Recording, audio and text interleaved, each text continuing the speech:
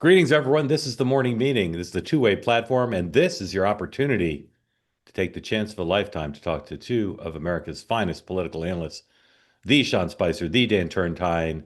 Thank you for joining. No smack in the chat. Raise your hand. Peace, love, and understanding. You know it all. I barely need to say these things. What you don't know, if you've just joined, is this program is based on the network news division's morning meetings, where you get an opportunity to eavesdrop in on how people in the media and politics talk at the beginning of their day on calls just like this. Thank you for being part of it. Gentlemen, good morning and welcome in. Dan, you're a fan of peace, Oh, always, pro absolutely. peace. Yeah. Yes. As Yeah. a middle child, I was raised to keep the peace. Oh, Yeah. this explains so much. Yep, that's right. Sean, of all the things that are happening now as the media tries to deal with their disappointment that Donald Trump has done this, because let's be honest, there's that. Um, just talk about Jared. Why is Jared involved? Is he an essential man because of those business relationships and his knowledge of the region? Like, why does some private citizen have to be involved?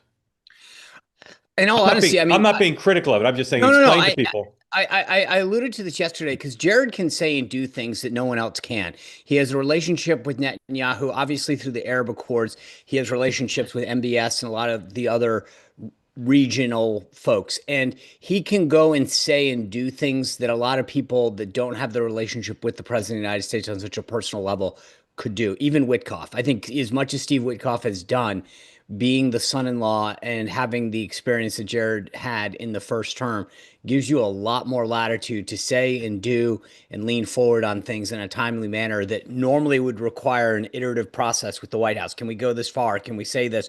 Are you willing to sign off on that?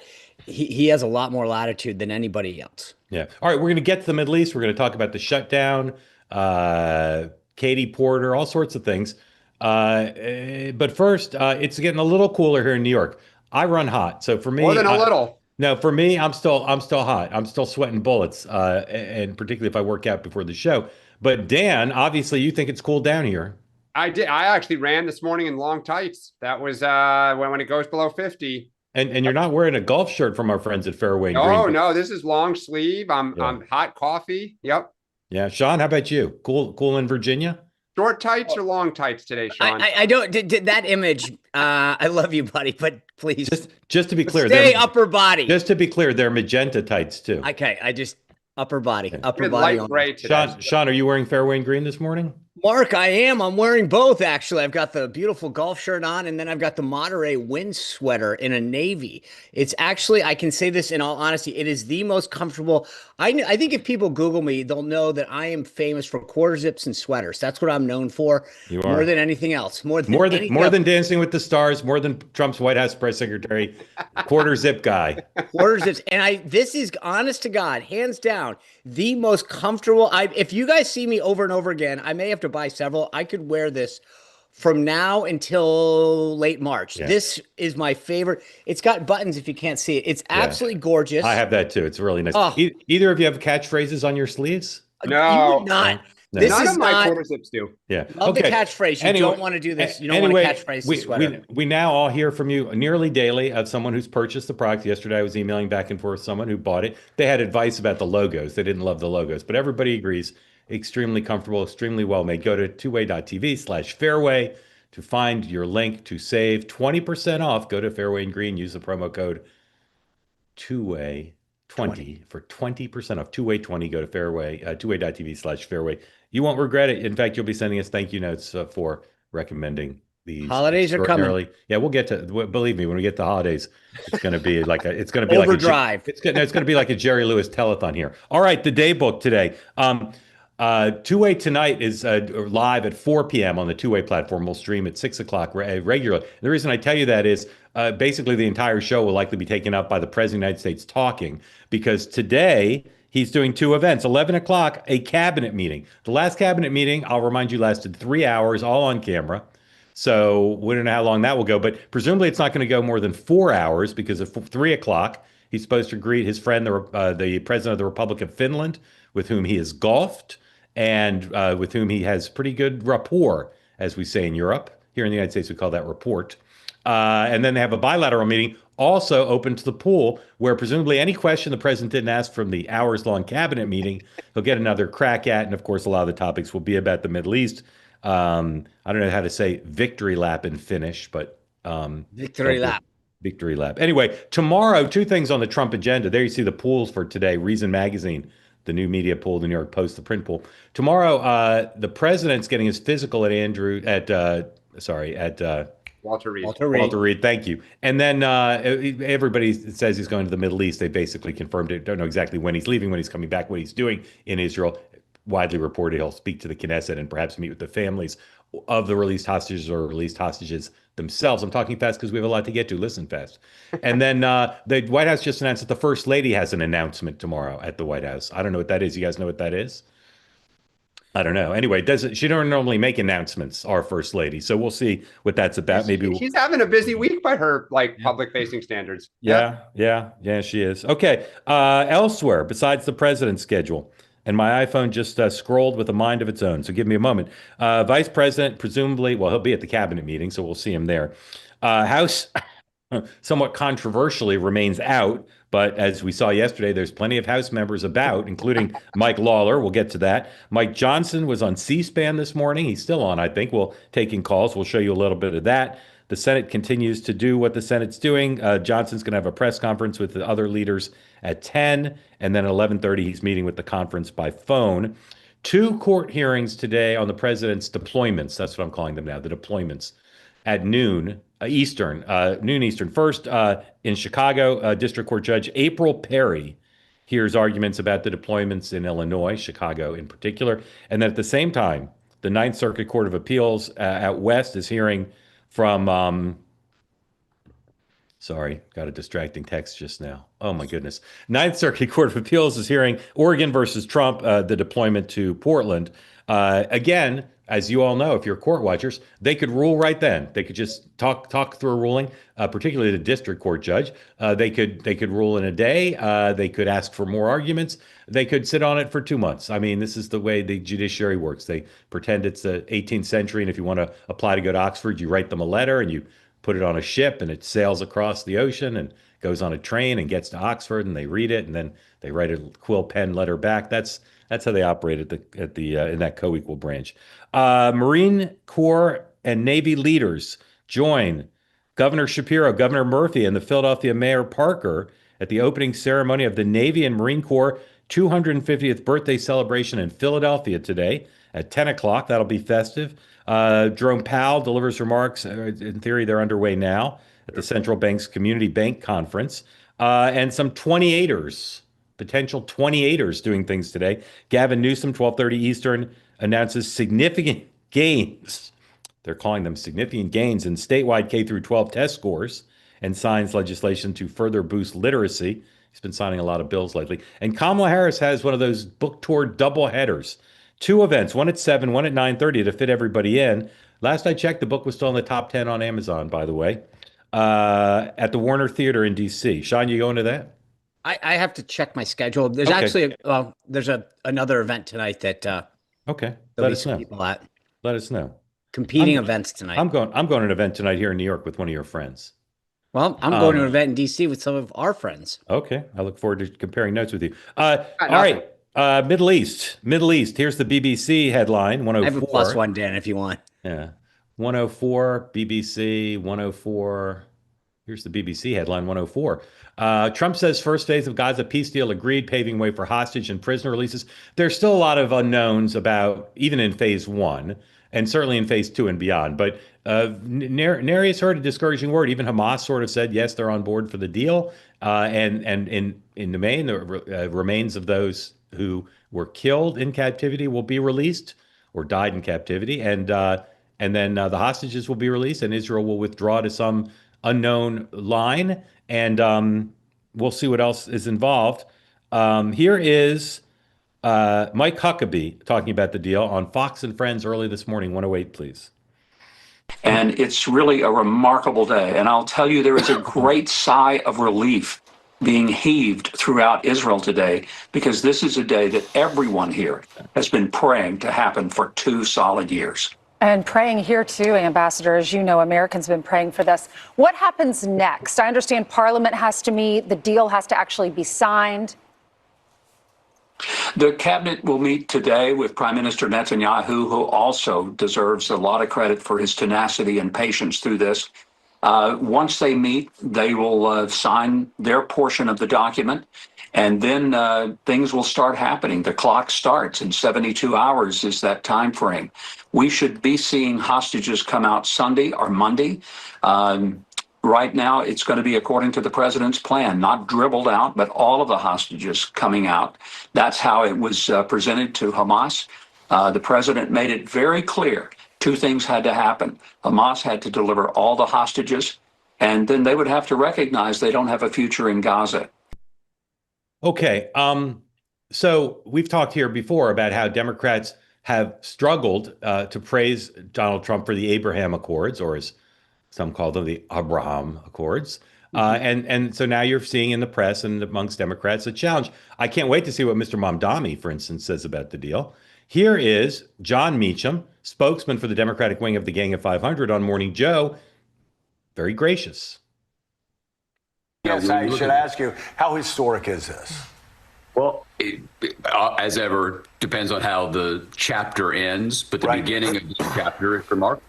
And one of the things about honesty and citizenship and a sense of, I would say, maturity about what people in a democracy should do is, even if someone with whom you disagree about 99 things does the 100th really well, you should say so, because that's what intellectual honesty is.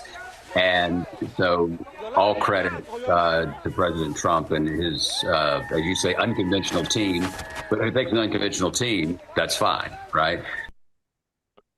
Okay, again, hats off to John, because that's the right thing to do. We don't think the president's going to win the Nobel Peace Prize tomorrow. Again, guys, forward looking, what happens next? What happens next, Sean? I mean, I think what happens next is, I mean, one, he flies over. But two, I mean, hopefully all this falls into sequence, right? That the hostages are released, that the Knesset approves it. I think what happens next is hopefully everything continues to fall in place and that there's no hiccups. Dan, how do you think Mamdani will react to this? Well, I think it's interesting because it's not just Mamdani, but also Jeffries and Schumer, right? New York City is home to a lot of Jews.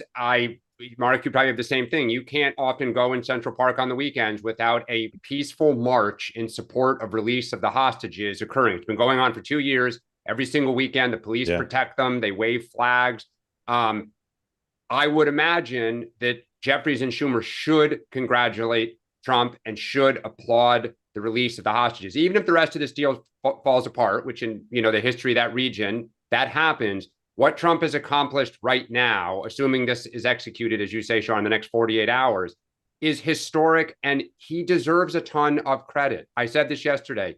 He's the first U.S. president that I've seen gain leverage over Netanyahu. And he has the relationships with the Middle East. Some of it's business, some of it's whatever. But he was able to get all the players in and find leverage over all of them and squeeze them to get a deal. And he deserves credit. He really does. And maybe this is saying the most obvious thing in the world, but sometimes when things like this happen, there's a lot of luck involved, and there's always some luck involved. But based on what we know about how this came together, this was skill. Yeah. This was planned skill, deploying Jared, deploying Witkoff, deploying others. Bringing in Blair. I mean, like I look at this and I was like, whoa, where did Tony? I didn't even know. I mean, well, and the other part of this is, I'm sorry. I just finished one. I apologize. It's also so difficult to appease and pressure and woo simultaneously Netanyahu, Saudi, the Gulf states, and Hamas. All at the same time. That's really hard. And again, it was done thoughtfully, Dan. Well, not only was it done thoughtfully, but as you say about luck, one of the things Trump has always done throughout his career is when something when there is an opportunity, he seizes it to get on offense. And it appears that when Israel bombed or seized or struck in Qatar, the Hamas people, Trump was so pissed off, and Netanyahu knew he had made a public relations error, that Trump jumped on it to squeeze him. And I think if there was a Democratic president, one of the things Netanyahu has been so skilled at is he's always trying to divide the Americans to gain maximum leverage and outcome for Israel. And for the first time, Netanyahu had one thing standing between him and potentially losing the American people, Trump. And so he couldn't go to Fox News. He couldn't go to the Wall Street Journal to try to weaken Trump's hand because they're in Trump's corner. So Trump took the hammer to Netanyahu, and he had nowhere to get out of it anymore. And it's the first time in 30 years I've ever seen Netanyahu be cornered. Sean, I want to show you something that credit. Yeah, I want to show you something. This is sorry, my list is so long here. This is number 109. Aviva Compass tweeted this. I assume it's legit and not AI. This is a farmer in Giant Message in Israel. Sean, maybe the answer is just Donald Trump loves credit, but why is he going to Israel, would you say? What's his impulse to go?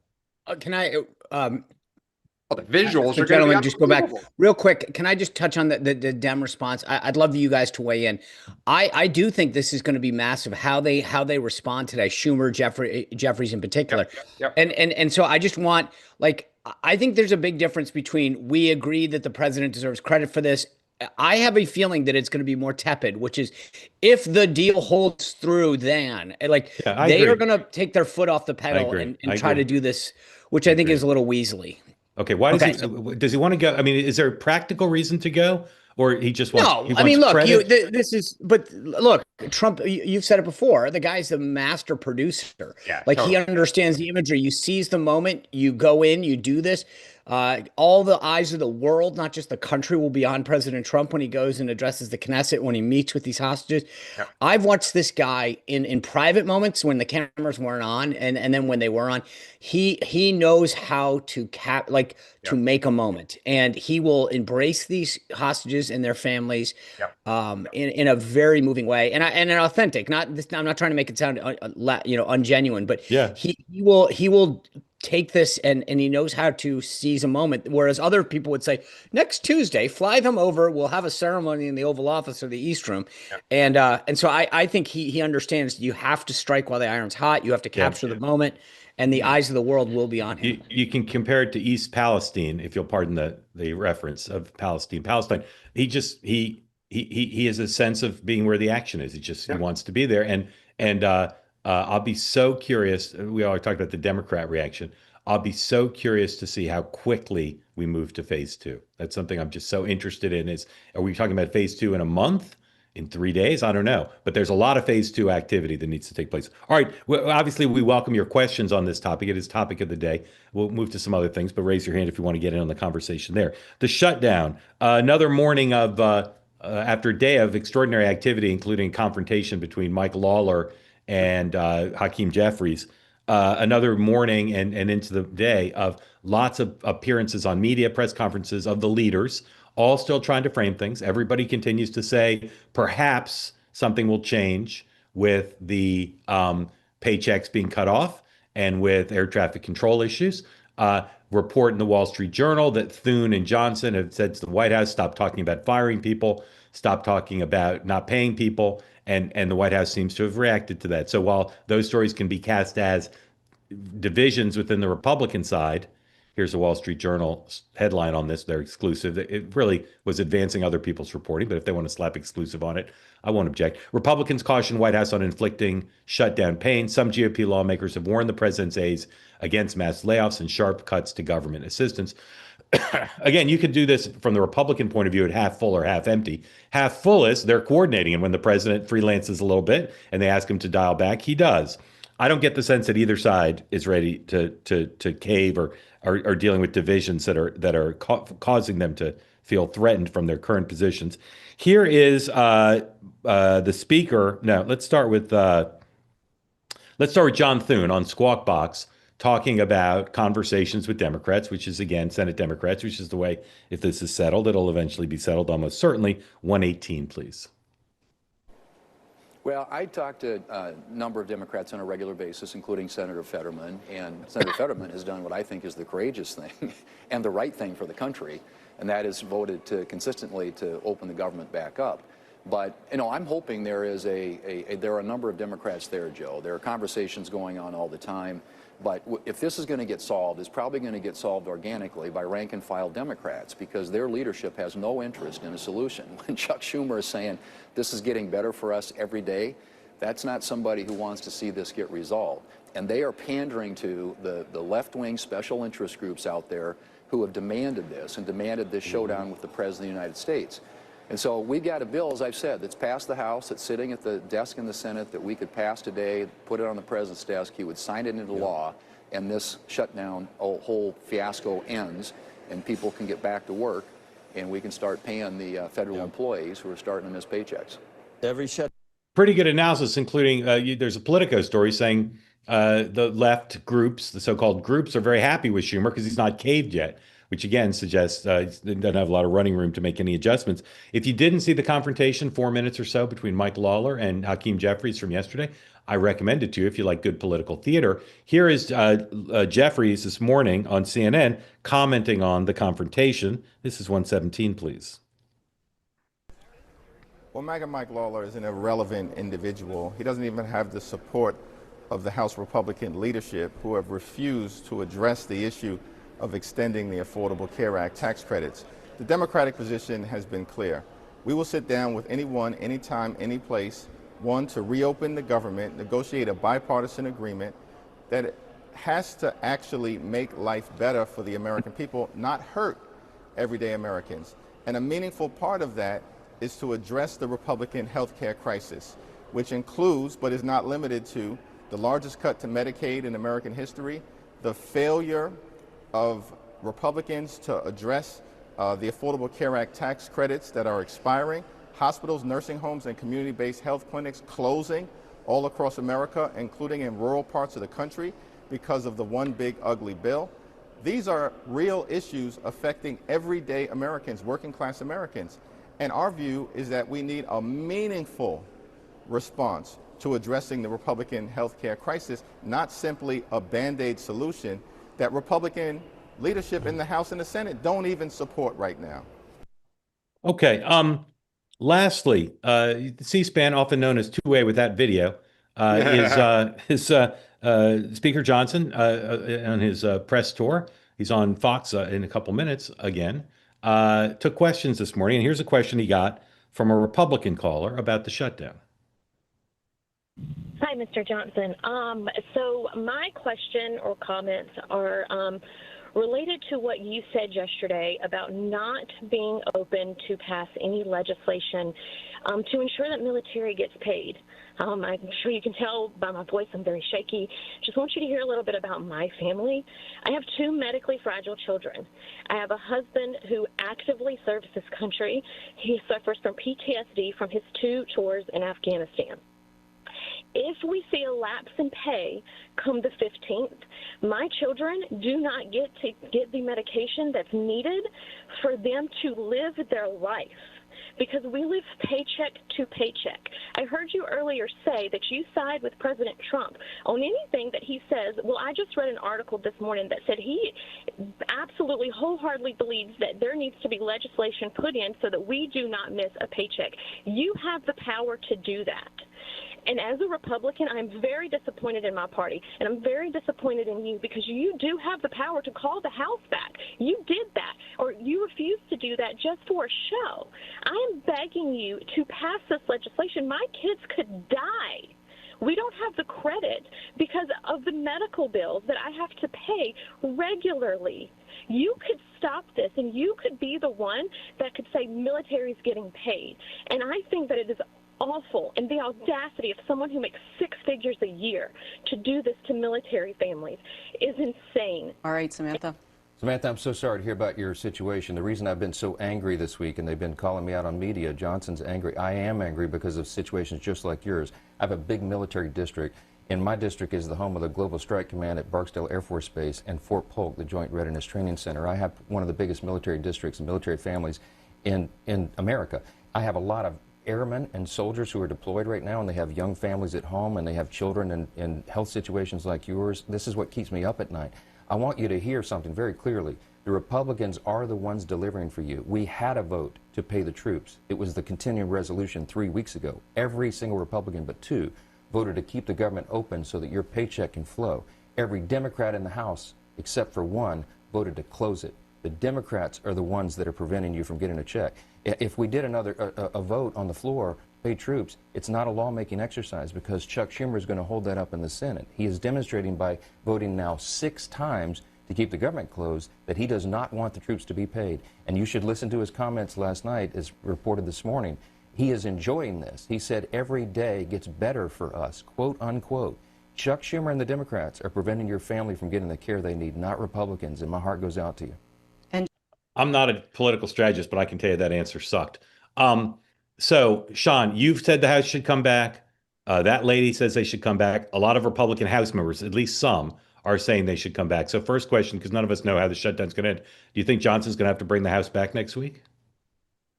Yeah, I think enough members are pissed. Enough members want to show that they're doing something. I get what he's trying to do, but there's enough of these members, rank and file folks, that are like, I can't just sit at home and say that I'm ready. They feel like they need to be in town. So at the very least, I think they'll come back. And there's going to be enough pressure to do this. I get what the speaker's saying, and he's technically right? They did pass the bill. They put it on the Senate. But that's not when you stop. Whether it's reality or perception, they need to show that they are on the side of especially not just obviously Border Patrol, FBI. I know the military is always the easiest one to be on the side of for the right reasons, but there's a lot of great Americans that are serving this country as well, not in uniform. And I think that, like, to jam the Democrats, this is what I don't get about our strategy. Thune yesterday, according to some of the reports, is saying we could go jam the military bill, but then we'd have to get consent from the Senate. You control the floor. Do it. I just don't get it. Just going to say this. Yep. I literally, these guys are acting like they're not in charge. For God's sakes, jam them. Jam them. I actually think Democrats would vote for it. I agree. This is insane. And I got to be honest with you. Like, I am as political as they come. But these stories where it's like, well, so-and-so might lose leverage. Screw leverage. People's lives are at stake, guys. This is BS. Jam them. If they want to vote against a military standalone bill, put it on them. But don't sit around here and have these hypothetical conversations about Robert's Rules of Orders and, I don't know what they might do on the second motion to recommit. Screw it. Just say, of course I support the military. My heart breaks for you. I commit to you. We will get you paid. Right. That's it. This is look, I mean it. Dan. I think Chuck Schumer's not wrong. I wouldn't have said this out loud, but Democrats actually, I can't believe this. I've gone from thinking like you're going to get rolled to you're hanging in there, and Republicans are starting to sweat a little bit for every reason we just discussed. Yeah, maybe. Yep. It may end a different way, but I do agree, because I've always said this. Republicans know they have to deal with this healthcare issue. So the farce of, well, we're going to open the government and then deal with it, but you don't want to. I do think that they're going to bring up an appropriations bill for the military. I do think at least a dozen Democrats are going to break in the Senate. So then the House has to come back. And once you come back and vote, then the Republican strategy starts to collapse. No, I don't think so. I don't agree. No, I don't. I don't but think you guys it collapses. Remember, why? So why does it hold then? Oh, I think that you jam because your them on talking point is we have one bill, we've done our job, you do yours. Right. And I think that what you do is you start to sort of take piece by piece and jam them even more. Fine, let's take veterans off the table. But they're going to keep voting for it. Democrats will, and they're going to say, what is your plan to deal with the health care? And you guys are so divided. You got You're 12 so split. bills. You got 12 approach bills. You start going down one at a time. I actually think that's beautiful for the Republicans. But here's my analogy. It increases our leverage. Whatever it was, and my timeline's probably off on this, but it was like 2 years ago, China floats a spy balloon over the United States. And I think even in China, they're like, why are these guys not shooting it down? Like, at some point, they were like, this is insane. You're letting us float the damn balloon. Right now, I'm sitting here staring going, guys, we as Republicans control the House. And I think the Democrats stand to your point. Chuck Schumer's like, why aren't they jamming us? Why aren't they jamming us? Yeah. And I'm like, I feel like that's like the China scenario where like, you guys are letting the balloon just float. Yes. All right. Lots of hands up. So raise your hand if you'd like to be in on the conversation. We'd love more people, particularly some new people. I'll just tell you about two stories, then we'll do political potpourri, then we'll get to your questions. Two great stories in the Wall Street Journal. One you can see in other places, but the Journal piece is the best. China put more restrictions on the rare earth minerals that they have. I've said before, inexplicable to try to negotiate with these people coming up on the sidelines of the summit in Korea. Wall Street Journal headline: China tightens grip on rare earths ahead of expected Trump-Xi meeting. Beijing also expands controls on lithium batteries, flexing dominance in crucial sectors. I do not know how the United States goes into these negotiations and wins with Xi having this. We have stuff they want too, but this is the ultimate Trump card on Trump. So read that story because it's literally with everything going on, it's as important as anything else happening on Earth currently. And then second story in the Journal, they go deep into President Trump's relationship with the Justice Department. Lots of little details in the story. Here's the headline: Inside the Justice Department, where the president calls the shots with an accidental social media post, Trump showed how much has changed since his first term. Lots of details in there. But they say this thing that's been bandied about on MSNBC and elsewhere, that post on Truth Social where Trump said, Pam, we got to start indicting these people, was not intended to be a public post, but was intended to be a private communication. Sean, I would like to believe the president does not DM people. Does he? His evolving technological use always amazes me. I did not know that was an occurrence. If he's DMing Pam Bondi, but here's the bigger question. True, it's not and the question. Journal says it is. No, hold on. I'm sorry. If the Journal's reporting is true, and he's DMing people, that opens up, as I wrote in my newsletter this morning, a can of worms bigger than the Ritz. Is he firing off? Is he dictating DMs, or is he literally typing DMs? So here's why I don't buy that. One, if you read it, you don't go Pam in all caps. I mean, like that's. I agree, but the Journal is reporting it as fact. Okay. Wow, they're taking what they're told. Second point. Just in fairness, yes, sir. We all hold on. But here's the bigger point. To your question about whether he DMs or not.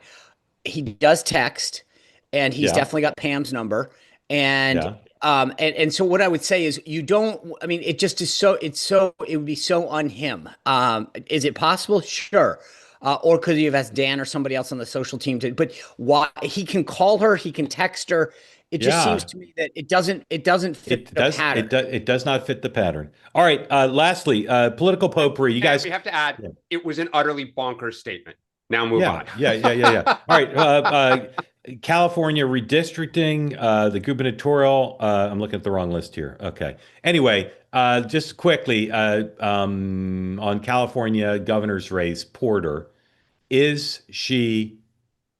What are the odds that she is one of the two candidates that make it into the runoff in the California governor's race? What are the odds that she's one of the two candidates, Dan? They're decreasing, and what I'm watching is, do progressives rally to her support? And how does Gavin Newsom, who wants to run for president, handle this? Because he doesn't want to get on the wrong side of the base. But the problem for Katie Porter is this is who she is. Yeah. Dan, I'm looking for a number. What's the percentage chance that she's one of the two candidates, regardless of party? I'd say set 60%, but I want to see what happens with progressives. Whoa. Sean? I was at 62. By the way, I think that the DNC should spend some money between Jay Jones and Katie Porter on anger management. 25%. Oh, no. So who are the two candidates? Yeah, I was going to say, who takes number one? Caruso, and whoever the progressives rally around as the alternative. Well, so then you think progressives abandon her? Yes. So I'm watching Elizabeth Warren and Bernie Sanders. She is like this with them. Yeah, I don't think they rally to her defense, and AOC rallies to her defense. They'll stay out of her video shots. Yeah. I just, if this were the only things, I think she could survive them. But as you have said, Dan, and others have bombarded me with, this is who she is. Yep. Yeah. And the stories won't stop. And you saw this with Amy Klobuchar. And again, it's a sexist thing because men don't take heat on this kind of temperament with staff issues nearly as much. But you saw it with Klobuchar, the minute she started to have success, the aides came out of the woodwork and said, absolutely not. We're going to start telling our stories because she can't be our nominee because it's not a good idea. I think you're going to see the same thing with Porter. If she continues to have success, you're going to see more stories. And the statement she put out yesterday to try to diffuse this was a piece of work. And Mark, it won't just be report staff. There are a lot of members of Congress who had very rough interactions. Yeah. She talked to other members of Congress like they were stupid sometimes in rooms. And they would love nothing less than to stick the knife in her. All right, there was a debate, the last debate in the New Jersey governor's race. There's a debate tonight in the Virginia governor's race. There continues to be swirling things around the attorney general candidate for the Democrats. Governor Bashir was asked about it, wasn't full-throated in his support, but he still hasn't lost anything. So, Sean, I turn to you to comment on any of those races. New York City mayor's race too. Whatever you want to comment on in those three areas. Yeah, one, Mondami's your mayor. Two, in New Jersey, I feel Citarelli. I mean, look, I've never been a big fan of debates and their impact unless there's a monumental moment. I thought, look, he scored some points last night, but it was largely on his talking points. I thought her attacks were rather lame about some pharmaceutical. I mean, it was too tough. I think he continues to surge. And then on the Virginia race, I said this before, all three are benefiting from Jay Jones because it's not one thing. He continues to have a cascade of negative of press, his I-64 speeding incident with his pack, his other cop comments. The Miaris ad that just came out is beautiful. Well done, totally on point. I think that this is in a race in the final few weeks, you want to be like riding the wave, not pushing back against it. The Republicans are riding the wave. All three of them are on it. I feel this is a great place for Republicans to be. And you saw some investment. The RGA continues to come in for Winsome, especially in Northern Virginia. If we can hold the tide here, I think this is big for them. Jay Jones is going to go down as the Terry McAuliffe of this cycle. Dan. Really interesting. If you haven't seen it, in Axios story that Mondani ally is thinking of primarying Jeffries. Talk about the part. I mean, that is such an interesting dynamic. And how does Jeffries respond in the middle of this shutdown with his left flank coming at him still? I think in New Jersey, I agree with Sean. Debates don't mean too much. I did, to your point yesterday, Mark, think some of Cheryl's attacks, where have the ads been on this stuff? Like, why are you raising it 3 weeks out? It's like, oh, shoot, I better start like hitting this guy. And as far as Virginia goes, 119, there was a story about the Republican gubernatorial nominee and some expense disclosure. I read this two ways. Either you're kind of desperate and you're trying to find something to shift the conversation, or like, is there more to come for her and they're going to try to just hold on to the gubernatorial? I'm not sure, but interesting that Democrats are pushing out now opposition research on Sears. But also, like, if that's what you got on Winston, yeah, agreed. Like, I feel like you're right. It's like that. It's small potatoes. Yep. And the tax against Mikey Sherrill, I was like, dude, this is like, wow. Like, I mean, as a guy who grew up, doing Oppo is my first gig. Like, I would have gotten fired if they came back and said, this is all you got. Yes. All right. Now time for your questions, comments, concerns, recipes, or tell us how grateful you are for recommending Fairway and Green to you, whatever you wish. You'll come in, you'll unmute, you'll tell us where you are, what's on your mind, and Dan and Sean will do their best to make you feel whole. How's that? Anyway, Jonathan, thank you for being part of the two-way community. Unmute, follow the instructions. There you go. Hello. I'm from Tennessee. Nice. I wanted to ask specifically for Dan and Sean, with the budget, with the shutdown and stuff, what would it take to get both sides happy and also to perhaps focus on maybe getting us reducing the deficit? Is there an option that gets all of that, or will someone have to sacrifice something? Dan. I don't know about the budget deficit. I don't think that's going to be touched in the next few years. I think what makes everybody happy, I think the deal to get us out of this is apparent to everyone. It's just a sequencing issue. Are we going to do it together or are we going to do them separately? But I'm sorry. Switch over to Fox. Dan, keep talking. Switch over to Fox, please. Yeah. So, I think both sides will ultimately be disappointed and ultimately be somewhat happy. Sean. Yeah, I mean, look, I think Dan's right. This is a sequencing thing. And then I think Republicans are not going to ever agree to just an extension of the ACA. It's ripe with fraud. So I think there's a secondary issue on that. The deficit, I think I am a believer that there might be some benefit of the big, beautiful bill on deficit reduction. I hold out hope for that, but I think that it's still not an issue that anyone's willing to fight for, which is massively unfortunate, especially for my own party. Let's see what Fetterman's saying about the deal, please. Mark, I have a question. Do you think Trump brings anybody with him to Israel? I fully supported that. No. Now Syria Witkoff. now is free. Now think what's accomplished here. So that's why we could have true peace in the region now. Do you think the president deserves a Nobel Peace Prize?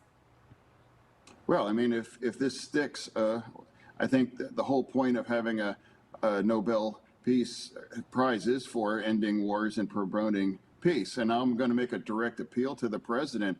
You know, I hope he chooses to provide the tomahawks to the Ukrainians too, and give them the tools that they need to push back against the Russia. And if he brings the Ukrainian war to its end, I'll be the Democrat leading the committee for his Nobel Prize Peace for ending both of these terrible wars. Yeah, we'll see what happens. Okay, dump out of that. No, Thank Mark, you for, Mark, thank you for the, joining us. But yeah. like, this is an interesting Very point. historic. If you're Trump, would you consider inviting like Ossoff and Fetterman and others to join you on the plane to go over? One, it looks big. Two, just like Clinton with Gingrich during the shutdown in I think it was 93 or 95. Work on them. Yeah, To he like, would. do we have something here? He would, Dan. He would, Dan, on one condition: when monkeys fly out of my butt. Okay. Real quick, by the way, we didn't touch on this, but remember So that's a Nobel, no. remember the Nobel Prize Committee will announce its award on Friday. But as if you and I, we've all discussed privately, like that decision was made. That being said, I think there will be outrage because because this is insane. It's 8 wars. I said on Two Way Tonight last night, I pity the person who wins it because Trump is just going to mutilate them on Truth Social. But not only that, but I mean, like, look, he should have gotten it for the first 7 wars that he has been involved in stopping. If they were smart, they just vote next year's now, or just saying we're amending. I mean, like, I agree. Yeah. This is stupid. And by the way, I'm just voting now. I want to welcome in Dave Cruz, but Ken Lemmy, for whatever he's got to get called on. That background is amazing. Okay, De Cruz, welcome in. Tell folks who don't know where you are, what's on your mind for Dan and Sean. Yeah, hi. I'm in the Atlanta metropolitan area, originally from the Pacific Northwest. I've been here for 2 months now, so getting used to Atlanta. Awesome. The Atlanta region. My question is more for Dan and maybe for the rest of you. Dan, I love you, but I have a bone to pick with you. For the last couple of days, you've been talking about Bibi and just how Trump has cornered Bibi. And sometimes when you say that, and I think I've heard it from the other two as well, Mark and Sean, like you sometimes have this sort of, like you put Hamas, maybe not intentionally, but it feels like you're putting Hamas and Bibi on equal ground when it comes to negotiation. And I don't think it's equal ground. Like, I feel like Hamas is the terrorist organization. Bibi is trying to do what's right for his country. I would also disagree with you about, the way that Trump has approached Bibi. Trump let Bibi do whatever he wanted. In fact, I would say that Bibi was hesitant to use all the force that's necessary. And Trump for the last few weeks has been like, go in, destroy what you need to destroy to get this thing going. He's put pressure on Bibi to be more active, more violent, actually, than Bibi wanted to be. And in fact, the Doha attack may have seemed like a mistake on the surface, but I feel like it brought everybody to the table because it put everything on the table. Like, you can't be safe in Qatar. You have to be, like, you can't be safe anywhere. That's what he was telling Hamas with the strike that happened there. So I think there's a tendency on the left and on Democrat side to criticize Bibi, and there's very good reasons too. But I don't think this was it. I don't think the Doha attack was the reason to do this. Well, so thank you. I kind of agree with everything you've said, and it was not my intent to say Netanyahu and Hamas are equal. I think Trump has masterfully used his relations and Jared and Witkoff with the Middle East to use the banks, the people who provide the funding for Hamas, to squeeze Hamas, to say you need to kind of end this. I also think Israel has weakened Hamas so badly that Israel deserves credit. I mean, whether it's Iran or what happened in Syria or with the Gaza, Israel's overwhelming force and success, despite all the casualties, I think played a big role in this. But when I say he cornered Netanyahu, I mean this with the utmost respect. traditionally Netanyahu navigated American politics by always trying to get more. And I don't think Netanyahu wanted a peace deal right now, because I think he really would like to completely finish this job. And I think Trump said, look, you've won 90% of this, right? I got a deal. You're losing world opinion. You're losing American opinion. And what you did in Qatar weakened your hand even more now. Like, the world hates you.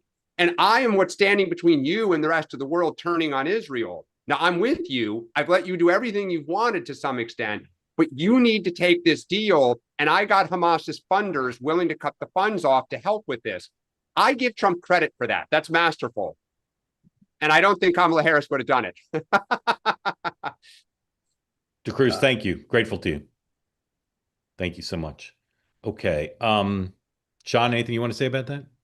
No, I agree. I think there's like part of, again, what we're trying to do is always give analysis, right? It's not saying that, I mean, so part of this is to explain, right? And so I think to some extent, making sure that everyone understands what Dan and I do is not necessarily saying we agree with everything, but it's try to give you the analysis of why it's happening or what we think is playing out. So I think there's a difference between what we want and what we think is happening. Yeah. Melissa, welcome, and thanks for being part of Two Way with your pup. Pup's name, location, and what's on your mind. South Carolina, and this is Matt Stafford Moore.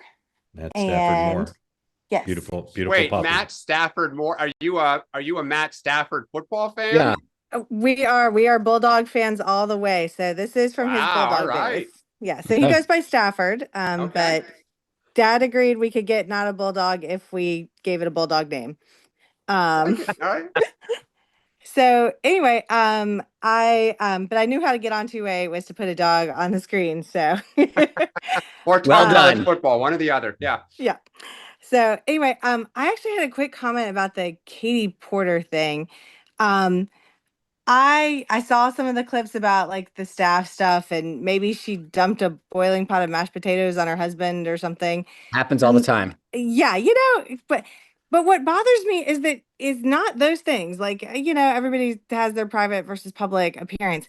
It's the fact that she went to a news reporter and said, I don't care about the people that don't vote for me. If you voted for Trump, I don't care about you. Like, you're not good enough to be a constituent. Totally agree.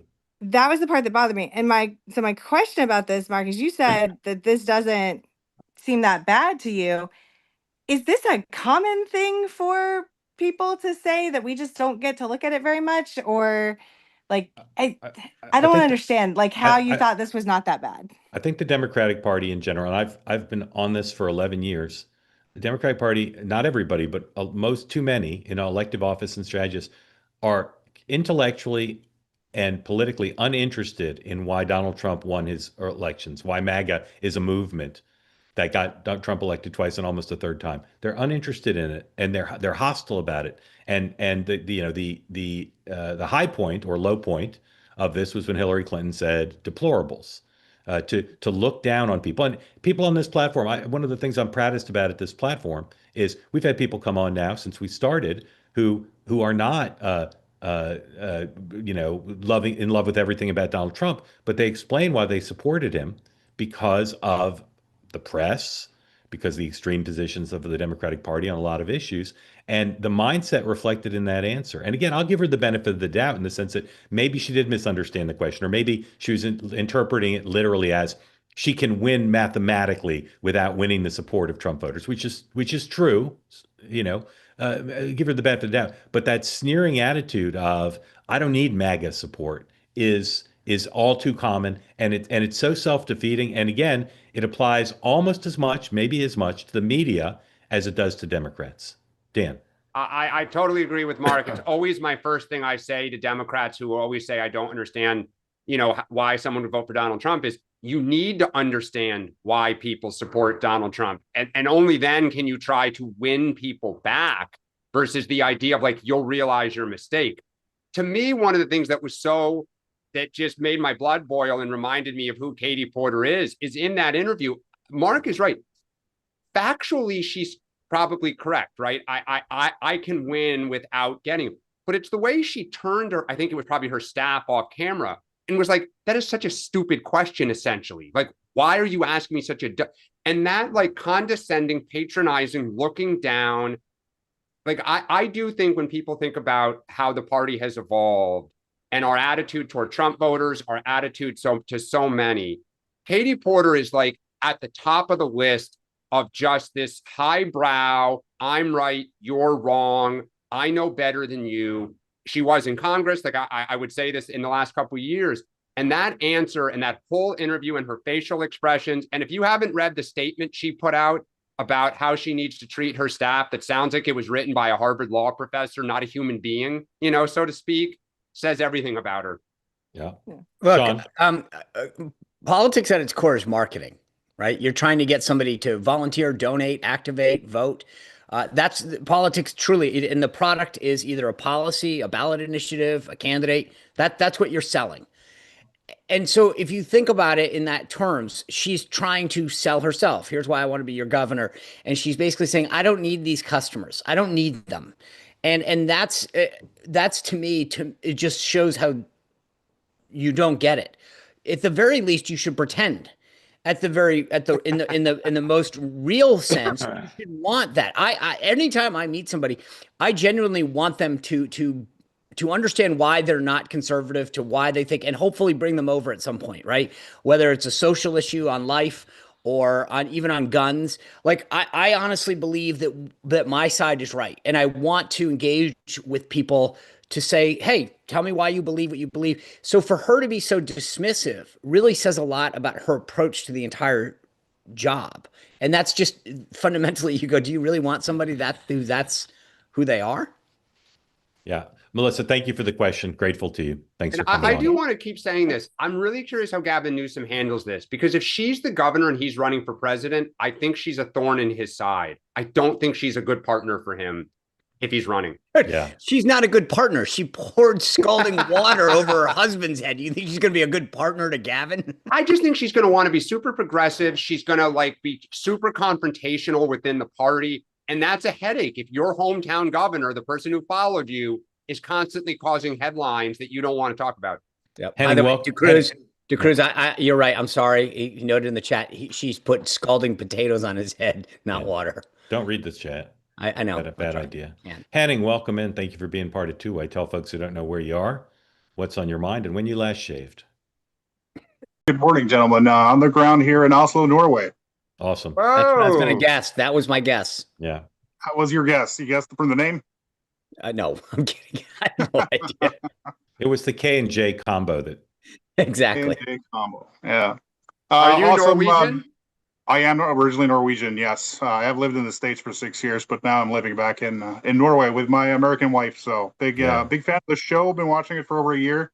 Thank you. I think you're doing an awesome idea and platform. Grateful to you. I have a question pertaining to the Nobel Peace Prize, of course.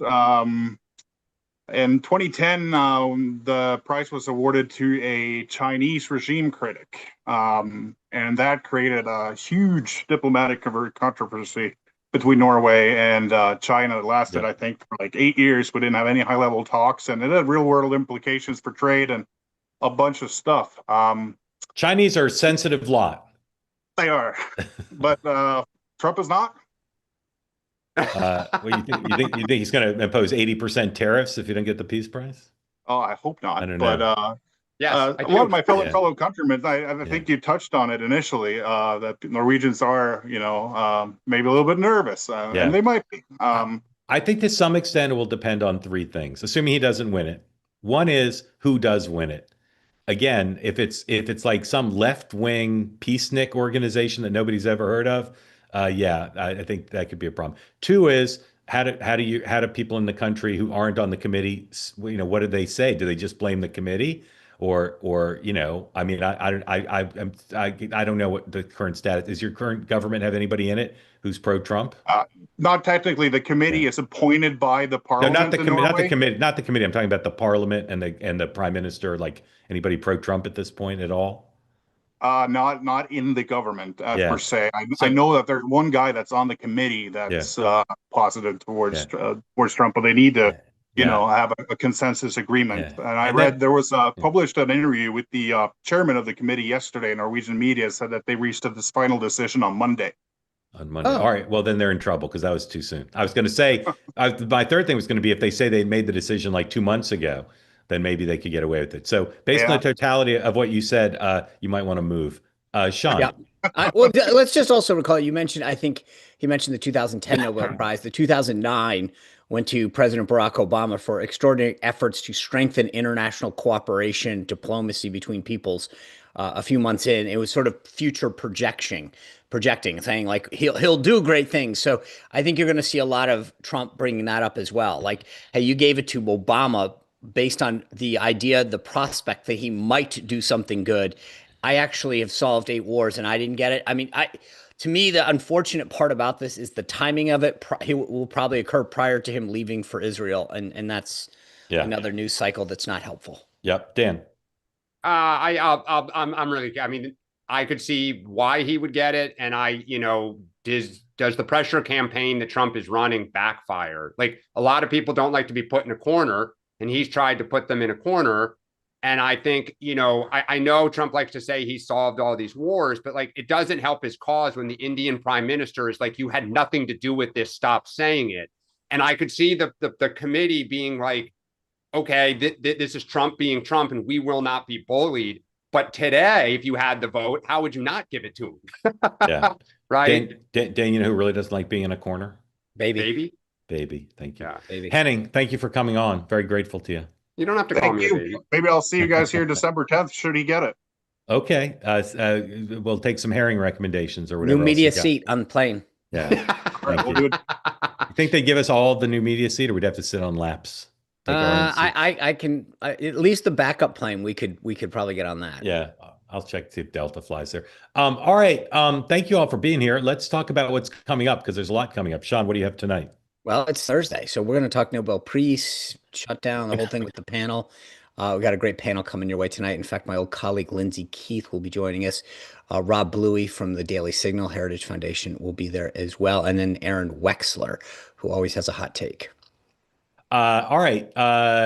Remember, the president's going to talk up a storm today at the cabinet meeting, we believe, and then at the photo op. So that means you need 2 options at 4 o'clock on two-way. The first, Dan will tell you about. Dan, what do you have at 4? We have the group chat. Emma Jo, Nina, Robbie, and I will be talking about the peace deal in Israel today, and what it means, and just all many facets of the peace deal today. I'll be doing the same also at 4 if you want to join live to have the conversation pre-taping in effect at 4 on the two-way platform. We'll stream live at 6. Amongst our guests will be Brian Wolf, Democratic strategist, and making his two-way debut, Republican strategist Jeff Rowe, one of the smartest people I know in Republican politics, will join us, and we'll talk all about everything in the news, including what the president says is his photo op. Moynihan Report at 7. Michael's guest, Danny Polishchuk, author of the Boys Cast Chats. That's at 7 o'clock Eastern. And then new episode of Next Up drops later today. And my reported monologue is going to be on funny stuff. You can stay tuned for that. There's a tease. if you'd like to join me and David Bonson next Tuesday, October 14th, 4 p.m., we're going to talk about the economy, with special emphasis on AI and how that's impacting the current economy and the economy of the future. October 14th, 4 p.m. Eastern time. Go to tway.tv/TBG. Sign up for the event. Again, not available on YouTube, only on the two-way platform. And you can also subscribe there to David's newsletter. Finally, we offer you this every so often. If you're an accredited investor and you have serious money, we're talking like Turrentine money, not Spicer Halperin money, but serious money to invest in two-way, you'd like to be part of consideration for our next round. It says Series A there. Let's update that graphic. This would be the Series B. We've closed our A. Go to invest@tway.tv. Invest@tway.tv. Send us an email. Send us an email. Invest@tway.tv. Again, if you got like pocket change to invest, thank you for considering it. But we're talking about big investments. Just Venmo me on that. Just Venmo me. Just Venmo Sean. And the three of us will be back tomorrow, 9 o'clock Eastern time. Dan, what do you predict we'll lead with tomorrow? The peace deal still. Peace It's deal. hard, Sean? it's hard to top this. 100% peace deal. Yeah. By the way, I it'll will be, say it'll this. be it'll be the Nobel Prize and Melania's announcement. Oh wait, does the Nobel? Oh, that's right, because it comes out at like 5 a.m. or 4 a.m. Yeah. I'm in a you're right, tough yeah. spot because I already got my winners and losers. This is going to complicate things. Yeah, you feel free to call an audible like Tom. I may have to. I just Tom Brady. Wait. Yep. Tom Brady. All right. Thank you all again for watching. We'll see you in 23 And hours. I'll get you tomorrow. Keep the Patriots up there, brother. Yeah. Have a good day, everybody. I'll see you later.